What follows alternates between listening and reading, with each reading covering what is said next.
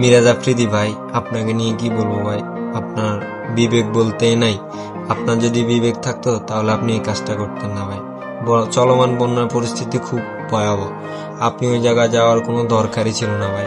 আপনি একটা ভালো অ্যামাউন্টের দিয়ে আপনি বন্যার্থ মানুষের পাশে দাঁড়িয়েছেন। তো আপনি আর আর কিছু টাকা কালেক্ট করে আপনি একটা টিম গঠন করতেন, টিম গঠন করে আপনি ওই টিম ওই জায়গায় পাঠাইতেন, উদ্ধার কাজ করতো, মানুষকে ত্রাণ দিয়ে সহযোগিতা করতো। এখন আপনি ওই জায়গায় গেছেন, আপনাকেই মানুষ উদ্ধার করবে ভাই, আপনাকে মানুষ উদ্ধার করতে এগিয়ে আসবে ভাই, আপনি কি উদ্ধার করবেন মানুষকে? তো ভাই এগুলা পুরোটাই ফাইজলামি ভাই। দুই একটা ভিডিওর জন্য আপনি জীবনের রিস্ক নিয়ে ওই জায়গায় যাওয়ার দরকারই ছিল না ভাই।